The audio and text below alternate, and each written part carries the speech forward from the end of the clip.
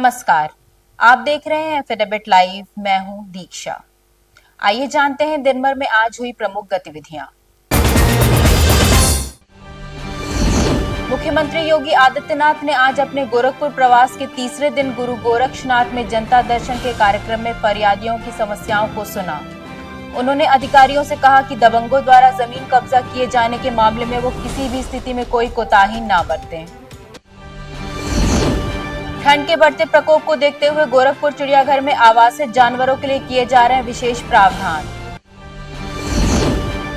विगत दिनों रामगढ़ताल थाना क्षेत्र स्थित एक होटल में हुई चोरी का आज हुआ पर्दाफाश। और पल्स पोलियो महाअभियान के तहत 5 वर्ष की आयु के बच्चों को पोलियो की खुराक पिलाई जा रही है। और अब गतिविधियां विस्तार से। मुख्यमंत्री योगी आदित्यनाथ ने आज अपने गोरखपुर प्रवास के तीसरे दिन गुरु गोरक्षनाथ में जनता दर्शन के कार्यक्रम में फरियादियों की समस्याओं को सुना।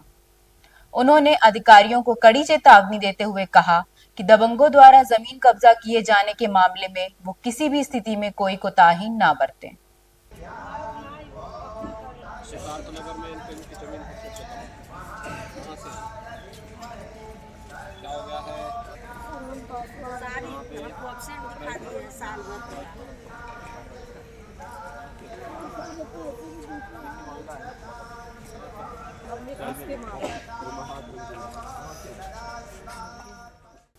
ठंड के बढ़ते प्रकोप को देखते हुए गोरखपुर चिड़ियाघर में आवासित जानवरों के लिए विशेष प्रावधान किए जा रहे हैं।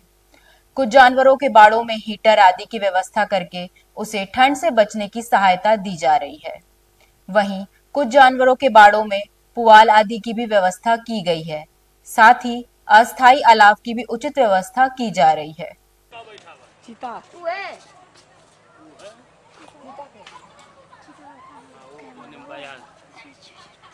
घर में देखो चल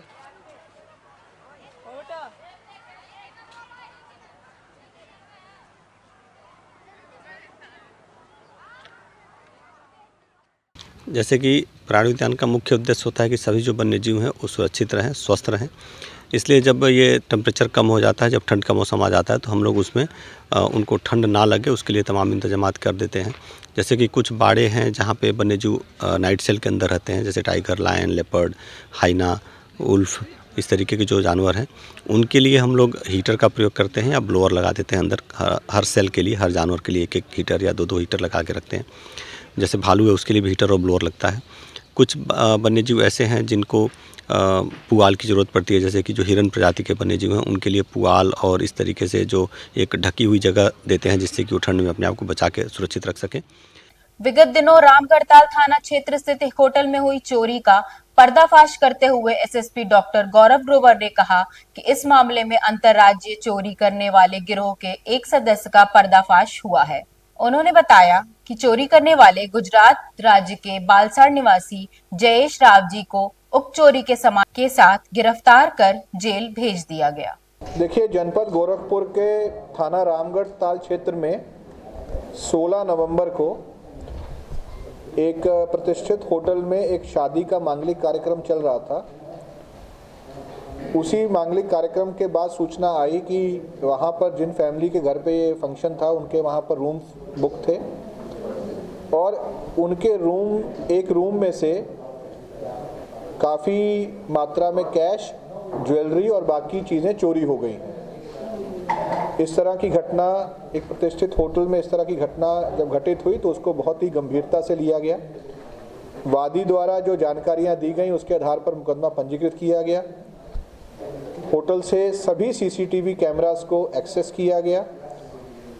घटनास्थल का निरीक्षण अधिकारियों द्वारा करने के बाद ये संज्ञान में आया कि एक व्यक्ति जो कि उस शादी समारोह से या रिश्तेदारी से संबंधित नहीं है, ना ही इनवाइटेड है, इन सारी जो हमारे पास इंफॉर्मेशन थी उसके आधार पर इस व्यक्ति को अरेस्ट किया गया है, जिसका कि नाम जयेश रावजी सेजपाल, ये मूलतः गुजरात का रहने वाला है, वर्तमान में मुंबई में रह रहा है और ये पिछले 24 साल से सन 2000 से इसी तरह की घटनाएं देश के विभिन्न राज्यों में कर रहा है, जिसमें कि मुंबई, आगरा, जयपुर, कोयम्बटूर, हैदराबाद, जयपुर केरल, रामपुर, कलकत्ता, लखनऊ और भी कई ऐसे राज्य और सिटीज़ हैं जिसमें इसने ये घटना करी है।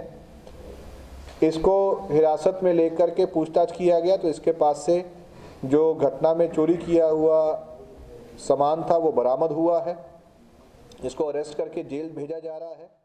कायस्थ पार्टी के राष्ट्रीय अध्यक्ष अजय शंकर श्रीवास्तव ने सभी राजनीतिक पार्टियों को आड़े हाथों लेते हुए कहा कि अब तक इन पार्टियों ने अनदेखी की है।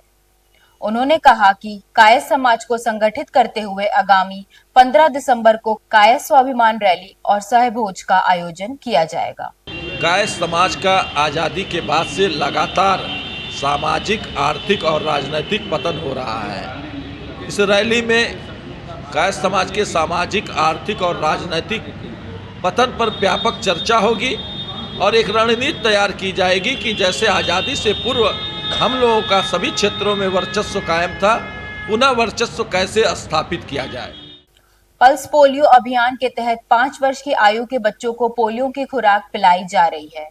आज इसी क्रम में जिला महिला चिकित्सालय में लगभग 50 बच्चों को पोलियो की खुराक पिलाई गई और 35 बच्चों का टीकाकरण भी हुआ।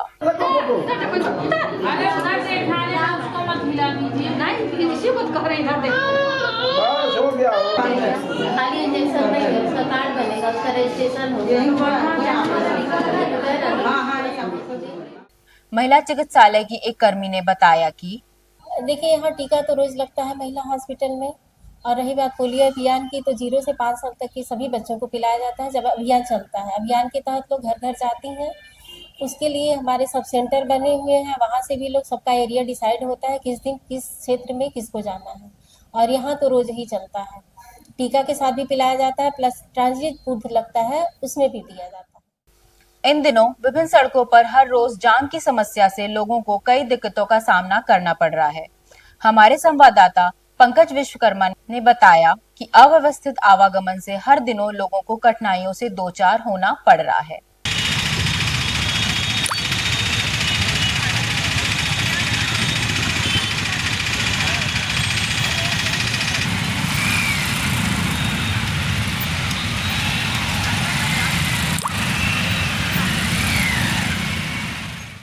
आज के लिए बस इतना ही। देखते रहिए FA डिबेट लाइव। धन्यवाद।